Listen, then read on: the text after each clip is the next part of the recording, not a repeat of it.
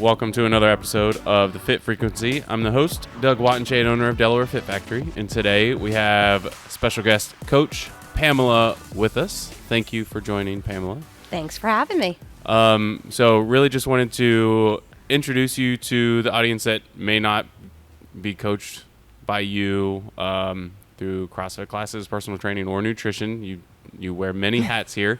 And then just kind of learn about how you started with fitness and CrossFit throughout the different stages of your life and how you transitioned from being on the side of trainee to trainer and how you're helping people every day. So, Pamela, how did you get started with fitness? Way back when? When did it start? So fitness before CrossFit, in middle school, high school, I competitively figure skated. And I did synchronized skating, so it was on a team. It was a team sport. We competed nationally through almost the end of high school, and then I did competitive cheerleading as well.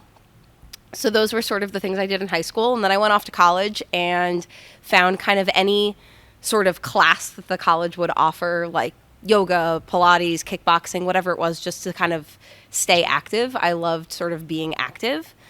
I was there for 3 years, and when I was in my last year of college, a friend from grad school invited me to like a Bring a Friend Friday CrossFit class. So we're talking back in like 2010, 2011, when CrossFit was sort of still kind of new, right in the center of where it started in Albany, New York, was where I went to college.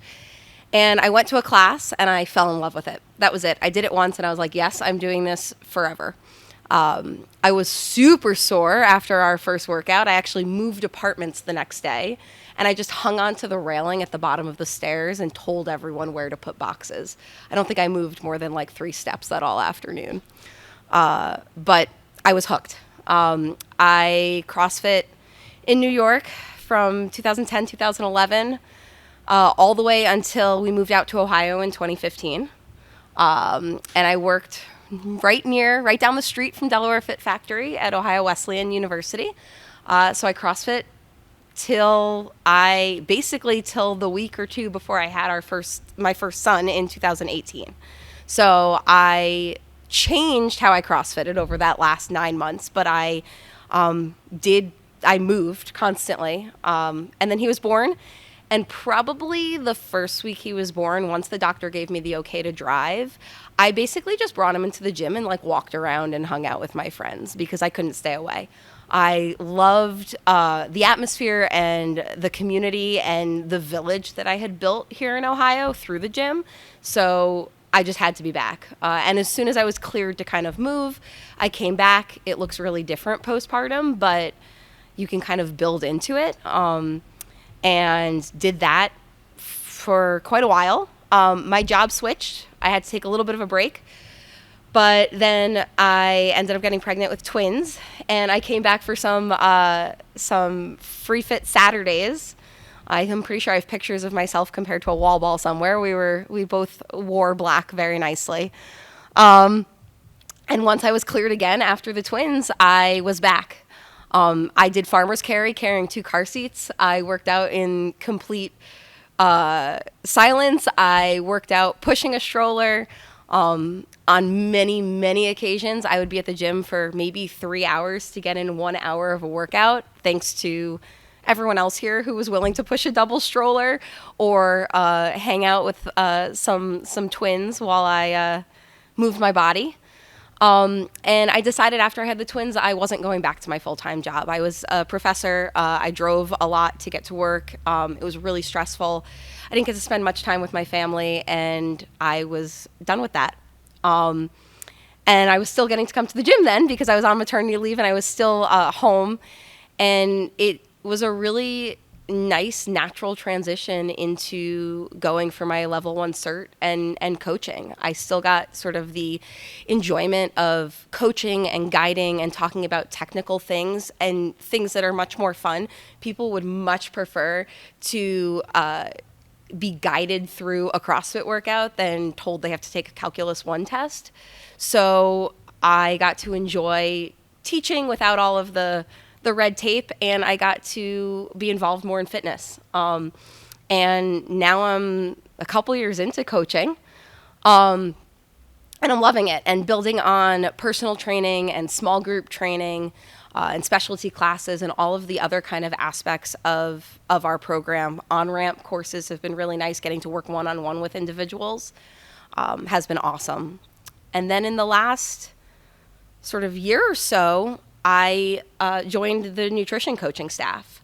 So I got to kind of study and build my knowledge of holistic, habit-based approach nutrition, and take on a bunch of clients from that. And it's been kind of a different aspect of fitness and wellness, but a really important one. So it's nice to kind of pair that with the physical fitness and functional fitness of CrossFit, to kind of make it full circle, I guess. Yeah. Yeah. Seems like you had to start those very similar to a lot of people. You have somebody either drag you into the gym, or there's a little bit of curiosity and nerves. You try it out, you're extremely sore, and then you just stick with it. And then for many of us, it's like, I'm never going back. I'm never doing anything else, which is pretty cool. And I love that your story from New York is very similar to my story here in Delaware. So working out of my garage forever. And then when I finally got the courage to go drop into a class, I had Sean Franks meet me at the door. Yep. So shout out Sean Franks if you happen to listen to this.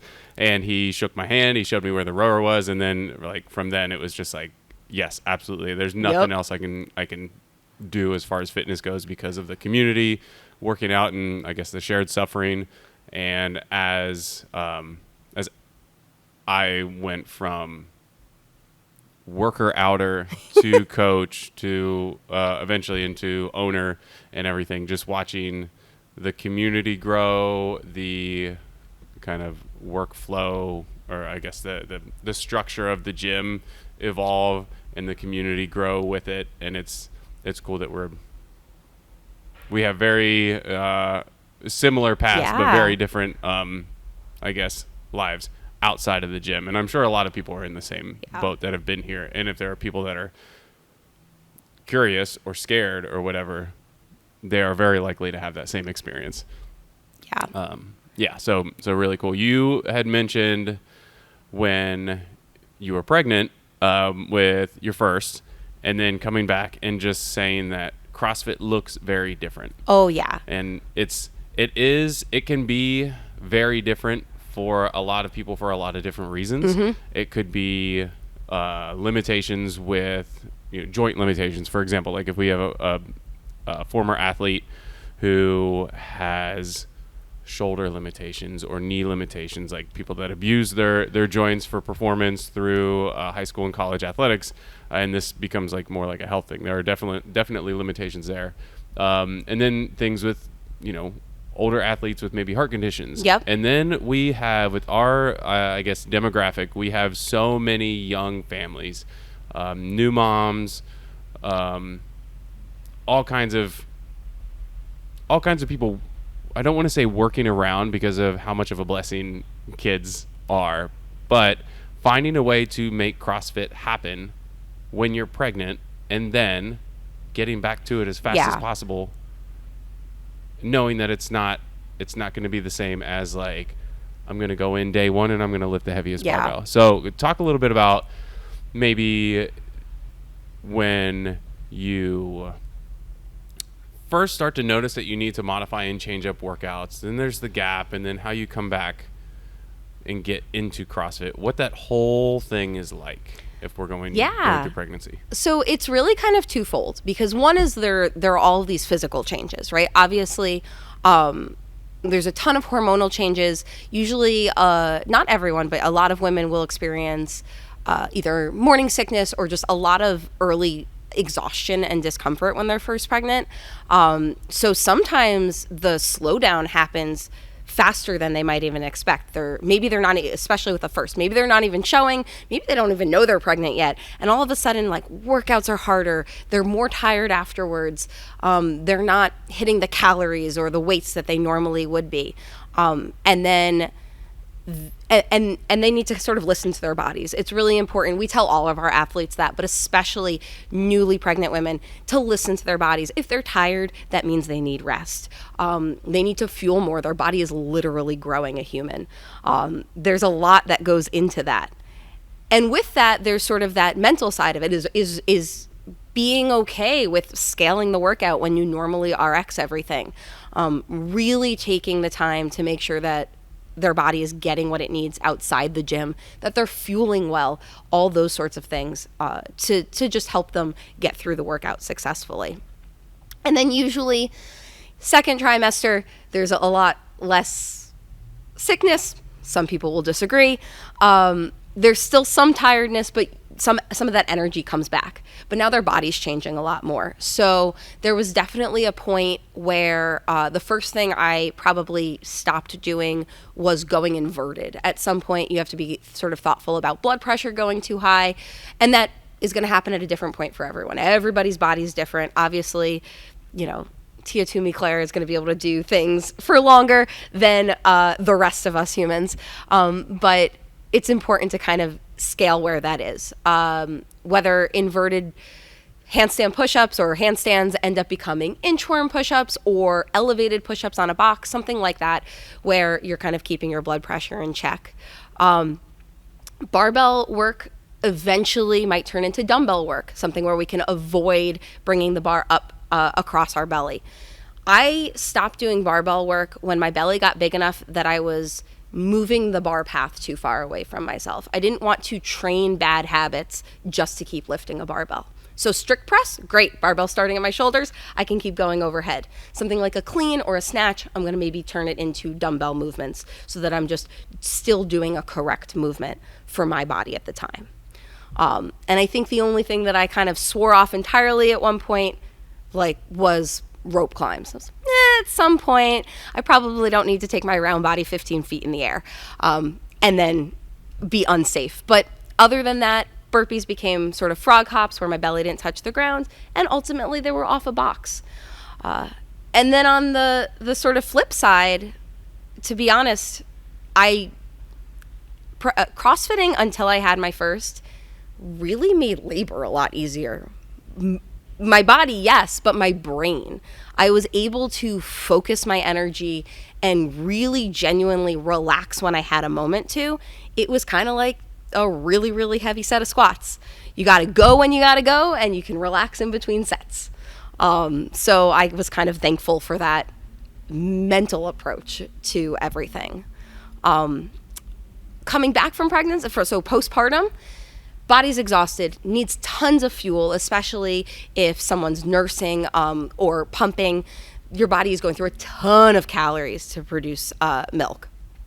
And then you're tired. You're up with an infant at all times during the night. So exhaustion is something to be careful of, making sure that you're just, again, listening to your body. Hey, are you ready to go full blow on this workout, or are you just going to kind of walk on the treadmill for 20 minutes and then take a rest and then get back on? It needs to be day by day. Some days you're going to have a ton of energy. Some days, none at all. Joints get really loose through the end of a pregnancy because of labor. That's how bodies work. So it's important when we're getting back into it that we're remembering how our muscles work and that we're using our muscles, that we're not sort of relying on just those stretchy tendons and ligaments to bounce out of squats and do things really quick without the muscle structure that we need. Women coming back from C-sections or some natural deliveries as well need to be really, really thoughtful about their core. It's going to take a while for a core to rebuild itself after surgery. That while is okay. And I think that's the key, is really that underlying mental understanding that it's going to take time. There is no finish line. There is no rush. Being healthy along the way is the most important thing. But moving your body helps that. Sitting on the couch for 6 months straight after having a baby is not going to help your mental state. It's not going to help your body. Moving gradually is what's going to get you there in the best way. And also, it's way more fun to come here and hang out with friends, and people are always happy to hold a baby than it is to sit at home by yourself. Yes.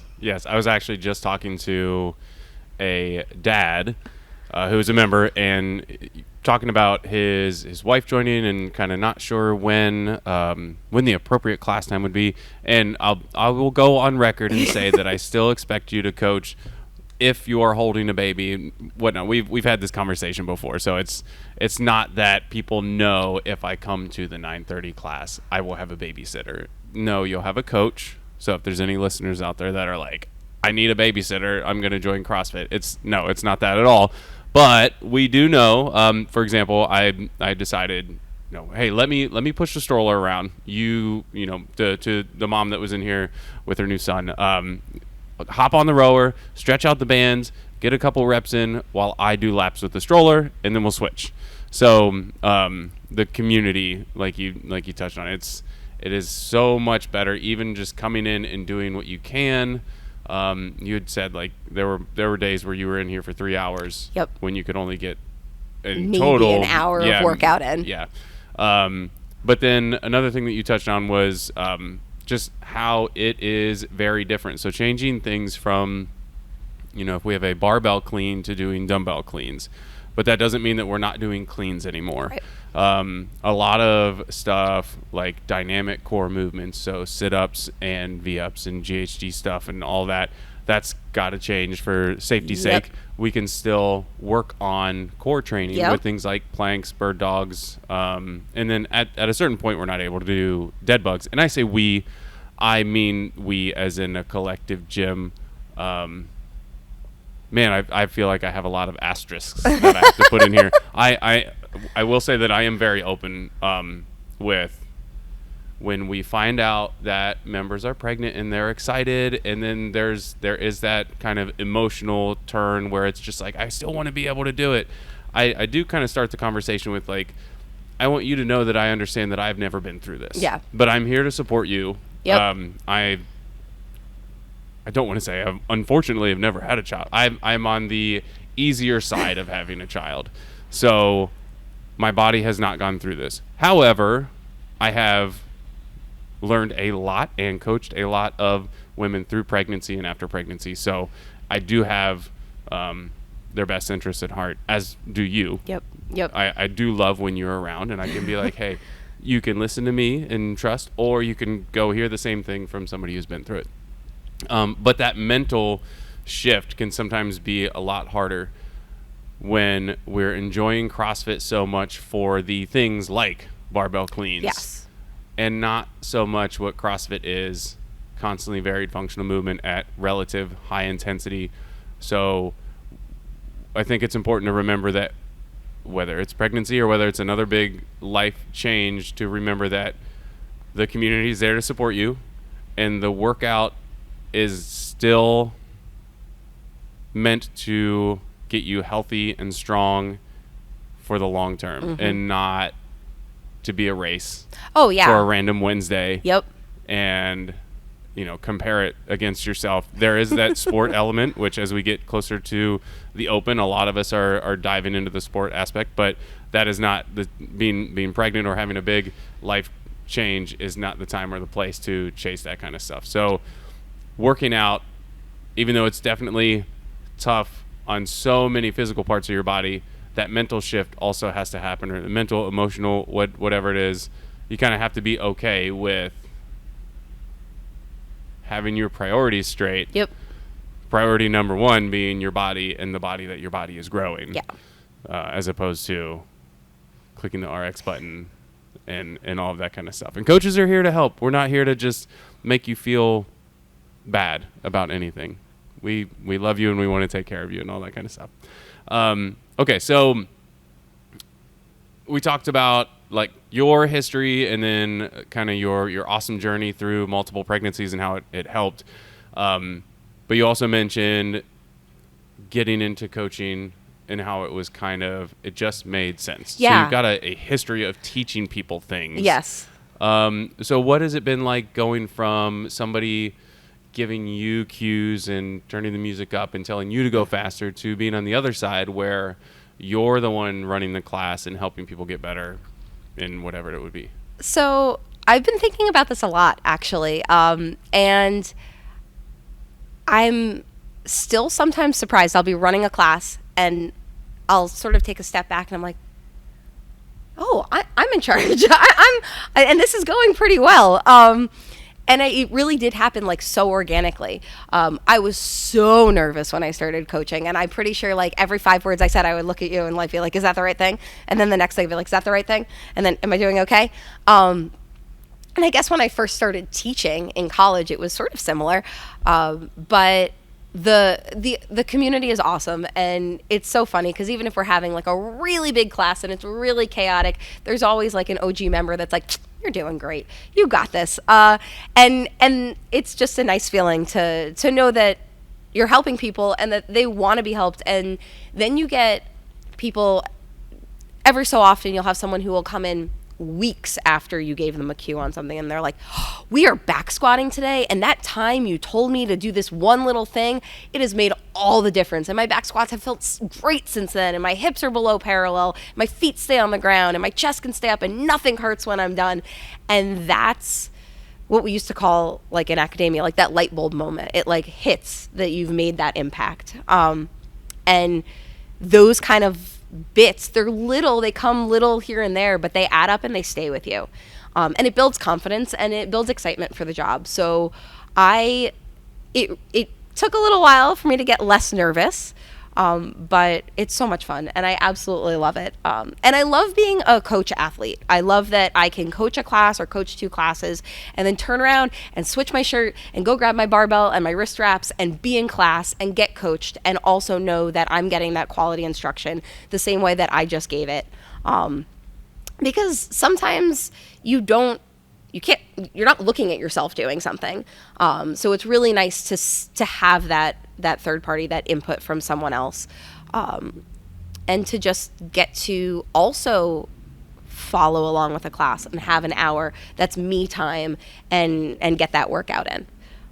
So yeah, I've just really been organic that it's happened this way. Was I super nervous to take the L1? Yeah. Did I go into complete nerd mode for 2 days, sitting there and writing all of my notes down and asking my questions? Absolutely.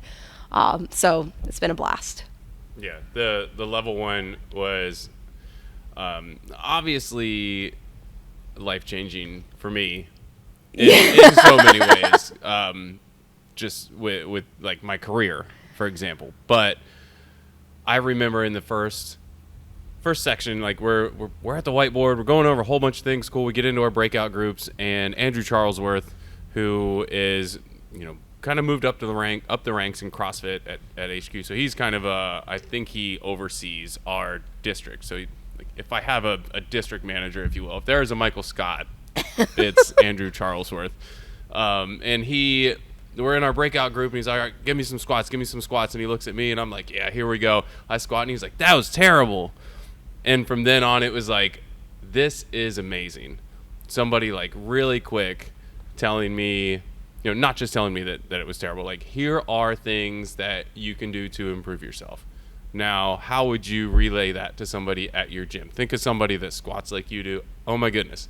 So from there, in the very first breakout group, and then throughout the whole weekend, I'm learning a lot about the body and all of the nitty gritty details that like fitness professionals know. Mm-hmm. For example, like a lot of things, like a lot of people, when we say like engage your glutes, what? Squeeze your butt. Oh, so learning that kind of stuff and how to communicate that throughout an entire weekend. I did not enjoy the test. The test was terrifying. I was the first one done. So then, of course, I was even more terrified. Second guessing everything. Yeah. But, yeah, it was great. So I encourage everybody that even if you don't want to coach, it is a little expensive if you can afford it. And if you're really, really into it, like if you follow the CrossFit Games at all, or if you like to drop into places on vacation, again, if you can afford it, definitely don't take a loan out for it unless it's a career decision or something like that. But you should definitely look into the level 1. It's a good time. But stepping away from traditional CrossFit, like group CrossFit, where we'll have 10, 15, or even 20 people, what has it been like? You'd mentioned our on-ramp classes, mm-hmm. and then also personal training. You've got a handful of personal training clients that don't come in for our group classes. They Right. get all of your attention, and it's really cool from my perspective to see the connection and then their changes both physically and like how your relationship grows, and then the confidence that comes from that. But tell me a little bit about the differences in big group versus small group and personal Yeah. training. So I'll talk about on-ramp first. I love our on-ramp structure. We have 5 individual hours that you spend with a new client or a new member, focusing on different main aspects of CrossFit so that they come into classes, they're confident in what they've seen, they know what their body is already capable of. And while there's always a coach and always someone guiding their scaling options, there's something to be said about having a little bit of autonomy and a little bit of that knowledge before you get there.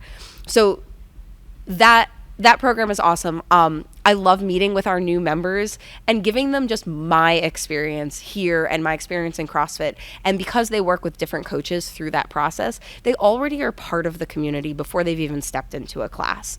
So whenever I'm making notes on an on-ramp sheet, yes, I'm writing down how they're moving, what scaling options we're doing, things like that. But I'm also writing down where their kid goes to college, what their favorite sport is, what they did in college or high school, because that makes them who they are, and that may affect how we coach. Like you were saying, athletes coming back with injuries from old injuries from previous years, or postpartum moms or something like that. That's all important when it comes to their fitness experience. So I love the on-ramp process for those things. And we all have kind of our own flavor of each of the movements. I love a kettlebell workout. I love Olympic lifting. So I'm always excited to talk about anything technical. So those are always fun. And then personal training has been a blast. I work with different types of clients, different age clients, different demographics. I do a two-on-one with a couple that is so fun. And I really have become friends with all of those clients in different ways. I sort of, my two-on-one, they're about my age, so we understand a lot about life, young kids, all of the craziness. When they're running in right on time and they're like, but so-and-so had a doctor's appointment. I get it. I get that life is crazy. You want to bring a kiddo? Great. We can get out some plates and we can make sure that they're occupied while we're getting in some heavy lifts or getting in a tough cardio workout. And we are there to show their kids that this is part of life. And it's important to take time for yourself and your fitness and your life. And 2, showing them that exercise can be fun. And it doesn't have to be a grind to come in and get that done a couple days a week. And then I have some younger clients or some clients that are not just fitness focused, but also we're talking a ton about nutrition. We're talking about how we fuel our body, making sure that we're fueling before we work out and giving ourselves some good protein and carbs after the workout to make sure that our body is building the muscle that we're working so hard for. And if that means we're going to stop for 5 minutes and talk about, a crummy situation that happened the day before or why we were bummed out, we're going to stop and talk about that because that mental piece is also part of it. So the personal training and the two-on-one gives me a chance to kind of slow down a little bit and have those conversations and make sure that we're looking at fitness and wellness in a holistic way. Perfect segue to our more holistic approach to nutrition coaching. So you work with people in big groups, you work with people on a more personal level with their fitness, and then we also have nutrition coaching. And I will say that can be something that is an afterthought for a lot of people, especially when they come in. And I mentioned this on my episode with Ryan, is that when I talk to people who are interested in the gym, we touch on nutrition, like, how is your nutrition? It's okay. It's fine. And I look at them and I'm like, why are you here? Because I want to lose weight. It is unfortunate that a lot of people don't make nutrition a top priority, or I guess the base of the pyramid, in their fitness and health journey. Because to a certain extent, coming in here and working out is fun, and it's only an hour. Yep. And yes, it's hard, but you get to do it with your friends, or there is a point where, like, okay, that workout's done, I don't have to do it again until whatever. Nutrition is much more much harder to wrap your brain around. It can be wildly overcomplicated. And there's, what is it? You make 80,000 decisions a day or something like that. And most of them involve nutrition in today's society. So it can definitely be a lot harder and a lot more difficult, I guess, than it needs to be. So with our approach to nutrition, how would you say we tackle the overwhelming and constantly overcomplicated food and hydration and sleep situation? So I think that a lot of it comes down to really small building blocks. When we work with a new nutrition client, the first thing that we always do is we spend about an hour talking about, like you said, all of the other 23 hours. Like, what are they doing in their life outside of this gym? We know they're here. We see them here. We see their check-ins. But what do they go home and do? What do they do before? How does their sleep look, right? It's all 23 other hours that matter. And from that discussion, we can usually pick out a couple things that they're already sort of eyeing as points to make change. And we're not talking big things. We're not saying throw everything out in your refrigerator and your pantry and only shop the outside of the store. No. We're not saying like throw out all of the beverages, drinks, water bottles, whatever you have in your house and start over. And we're not saying you have to be in here more. We're saying what are small changes we can make that develop healthy habits that build to that more nutritious, fitness, healthy life. It could be, for someone, it might be like, hey, you know, I have this really awesome water bottle I love, and I fill it in the morning, and it sits on my kitchen counter until 5 o'clock in the evening. And it's like, okay, well, you know what? Now your job is to carry it around. And just a tiny little change might mean that we're drinking 1, 2, maybe even 3 water bottles a day. That hydration then gets into every other part of our life. We're probably sleeping better. We're moving better. We're going to feel better. When we eat food, we're going to digest it better. Like, all of those things come from one tiny little thing like, hey, just carry your water bottle with you. Make it your new best friend. For someone else, it might be, hey, I eat like this really clean diet, all whole foods, everything, 0 sugar, all the things that maybe come up on our ideal world list of nutrition, but I sleep like crap. Or I'm on my phone until 11 o'clock at night, and then I can't close my eyes till midnight. Great. We're going to make sure at 9 o'clock the phone goes away. Everything else, stick with what you're doing. We're just going to put that phone away at 9 o'clock. And the next morning, you're going to text me and let me know, I put my phone away at 9 o'clock. Awesome. Now you're sleeping better. Now your workouts are going to have more energy. You're not going to need that extra thing of caffeine, whatever it is. Little changes can be so pervasive through our entire day, our entire life. So we build those little changes one step at a time so that we're building confidence with them. We're building habits. And it's not something they have to think about all the time. It just becomes part of life. Yeah, the holistic lifestyle change. I know that with a lot of other companies out there, getting into education about macros, so carbs, protein, and fats, it's almost like in day one you get hit with a fire hose of information and you need to start weighing and measuring, and then there's that overwhelm. You know, you've got a spreadsheet to follow that says you need to eat 120 grams of protein and you need to weigh it before you cook it, and blah, blah, blah. It gets to be a little bit too much. When I'm working with people that when we do have a protein focused goal, for example, it's as simple as like, look at the protein that's on your plate. Or if it's, you know, if it happens to be all mixed up in a bowl, cool, whatever. 25% or so, awesome. If you're terrible at math, make a fist. Right. Is it about that? Cool.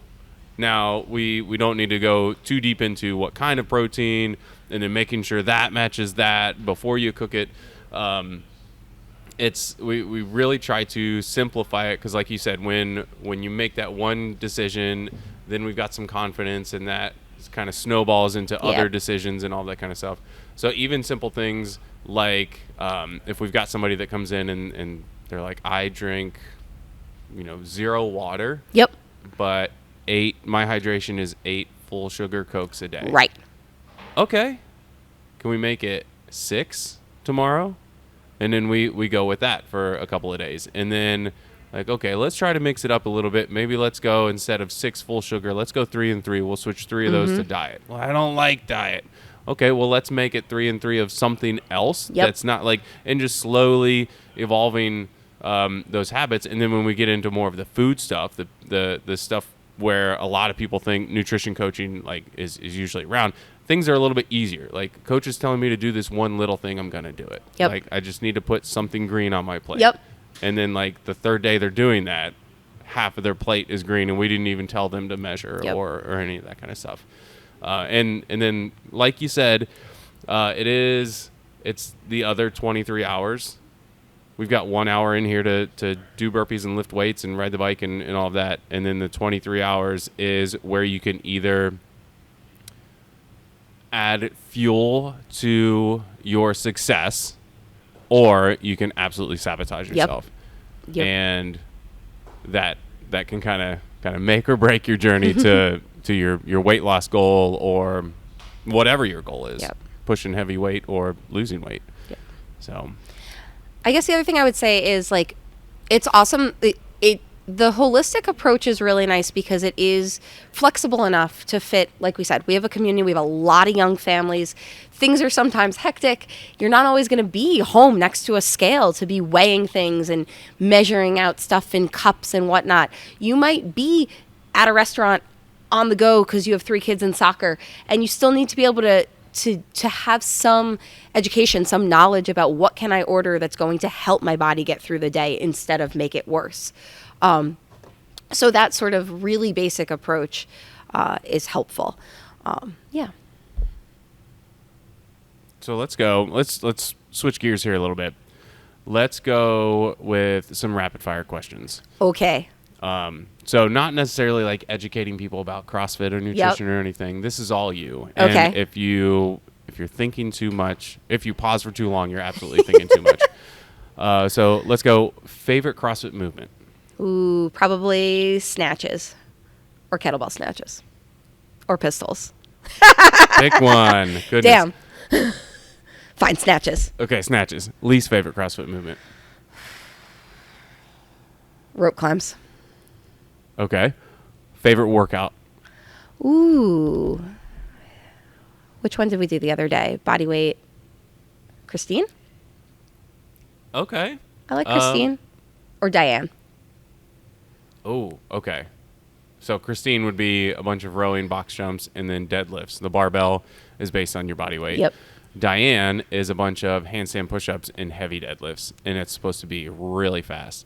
So common theme here is deadlifts, and you have very long arms. So that's Yep. that's I like a deadlift. Least favorite workout? What's something that you've done that you will never do again? Ooh. There are very few workouts I would never do again. I'm pretty easily convinced to try it one more time. 7 minutes of burpees is probably something I have zero interest in ever doing again. Or Chad, to be honest. Last time I did Chad, talking about working out with kids, I only did 600 of the 1,000 steps, but I did it wearing a double baby carrier with my twins. I was very tired and very sweaty after that, as were they. I probably will never do that again. Yeah. I will say, hopefully we've still got some listeners almost 40 minutes into this.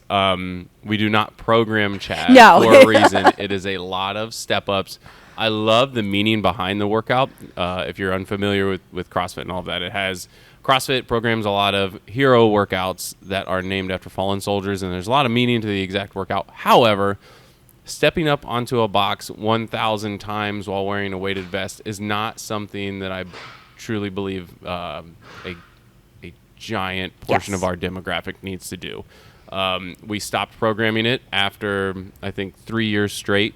We had a member or two every year have to cancel their membership because there were knee issues. And I would just prefer to tell people, if you really want to do it, that's great. I respect it.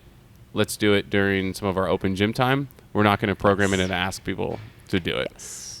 There are also a ton of memorial organizations and things you can donate in honor of the fallen soldiers that we talk about in Veterans Day and Chad.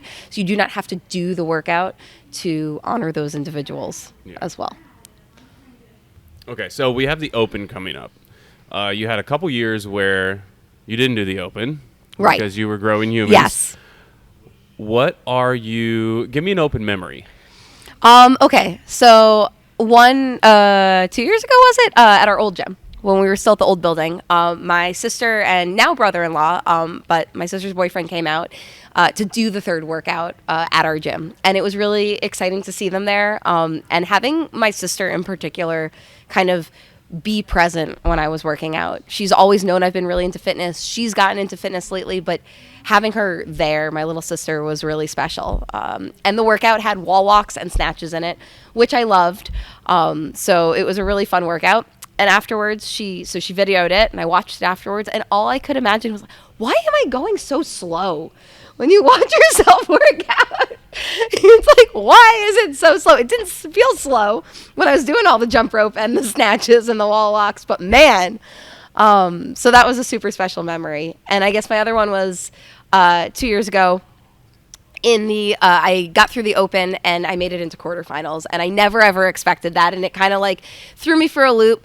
And then I was doing the quarterfinal workouts, and I was like, there's no way I'm going to get past this bit of this workout.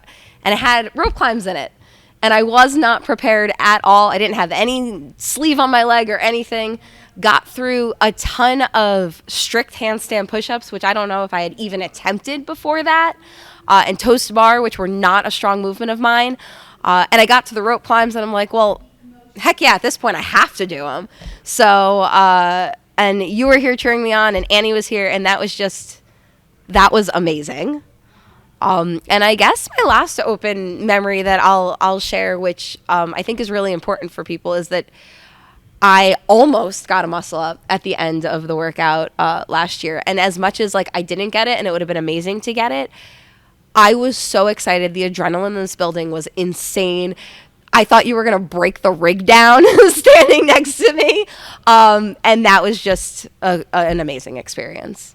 I love our Friday Night Lights. I'm so excited for it this year. Yes. Yeah, it is truly unique just for the energy. Like it's another workout. Right? Yeah. Is it different? Yeah, it's something new. Most of the time it's something new, but just the energy, and there's a little bit on the line whether you sign up officially through CrossFit or whether you just pay to do the intramural open here.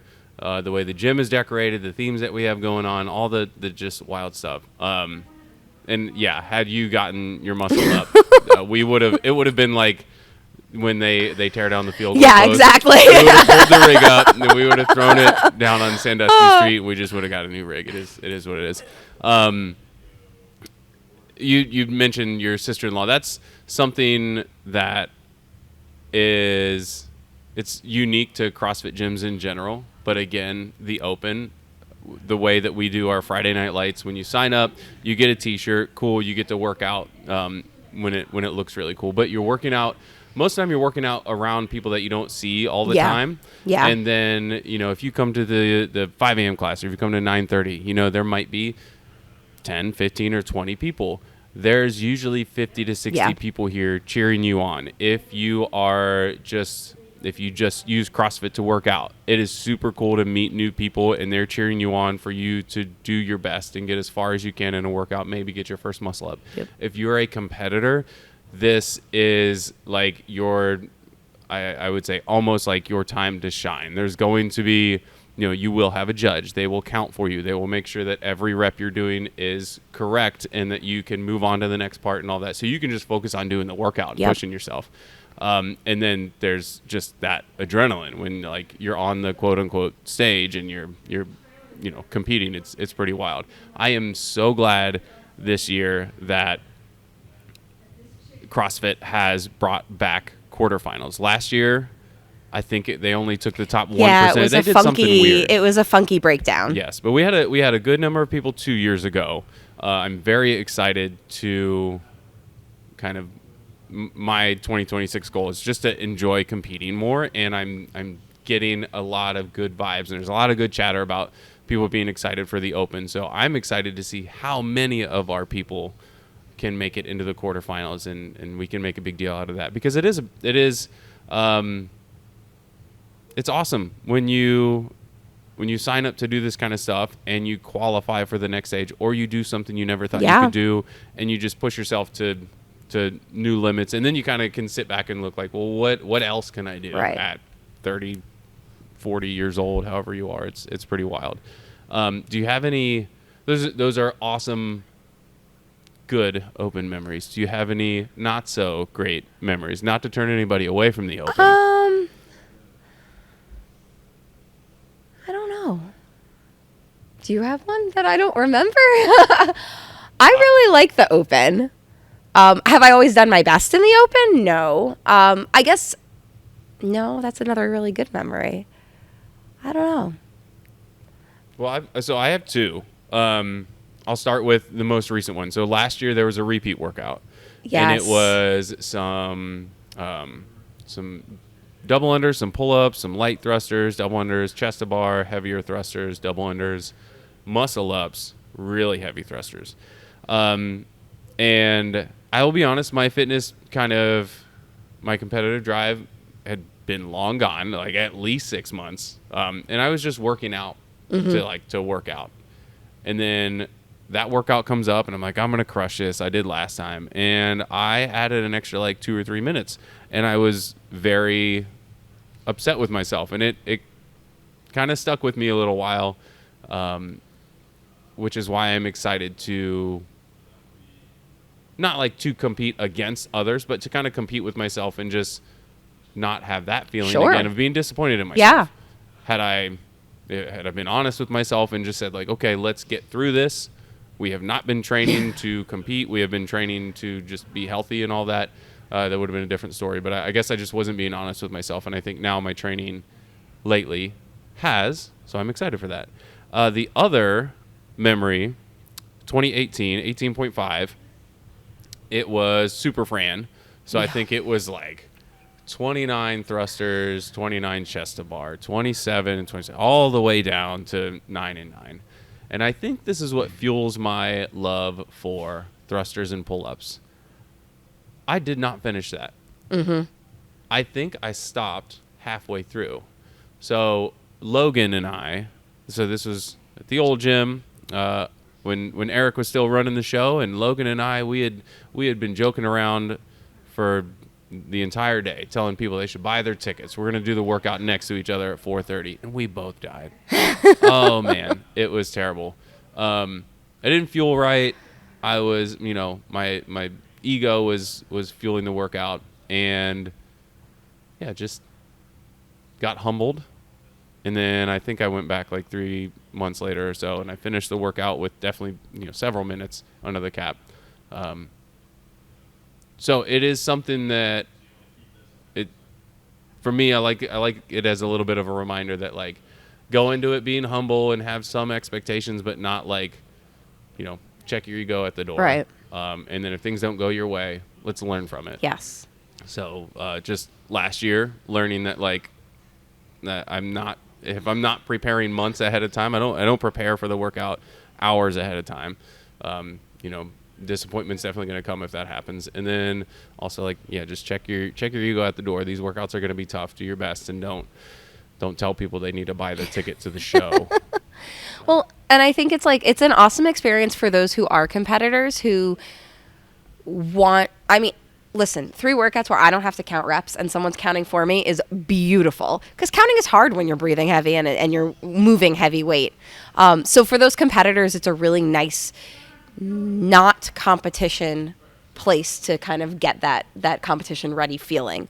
But for brand new athletes, it's also an amazing experience, because that judge, that person that's watching you, is also the person letting you know what movement's coming up, being able to guide you. No one's here to be mean. I love judging new athletes at the Open, because they're still learning, and you get to kind of be alongside them and help them and guide them and support them through that. So it's fun at all levels. And even sometimes like our personal training clients will jump on board and come for Friday Night Lights, because I find it to be like the epitome of the amazing community we have here. It's like 3 really awesome experiences in our community. Yeah. And then I guess something not necessarily fitness related, the timing of the Open, it's late February through March. it is technically the beginning of the CrossFit Games season, but Yes. it also is like the weather is starting to Yes. turn, and we have so many events right around the corner. So if you're like many of us in Ohio and you have seasonal affective disorder, or you just are ready for spring to come, this is like a good way to kick it off. This is CrossFit spring starting. Yes, exactly. We get through March, and then as we gear towards May, we've got Calories for a Cause, and then Murph, and then there's all of the fun stuff that happens in the summer with Summer Showdown and all of the things. So not only is it just awesome in and of itself, it kind of like kicks off just another awesome year and some better weather and all that kind of stuff. So I think we're approaching 50 minutes here, so we can go ahead and wrap it up. How can people find you on social media? Awesome. Okay, so my social media, you can find me on Instagram and Facebook. You could search my name. My Instagram, Les Jolies Photos, probably not as easy to find, but if you go to Delaware Fit Factory, a ton of the videos there. I am a collaborator on all of our nutrition stuff. You can message me at pamela@delawarefitfactory.com. Super easy. Or you can message the gym, and it'll always get to me as well. I'd be happy to talk to you about nutrition, personal training, small group coaching, and anything CrossFit. I am CrossFit old. I've been doing this for a long time. So come chat. Very cool. Thank you, Pamela. And for everybody out there, make sure that you keep eating better, sleeping better, training better, and just be better every day.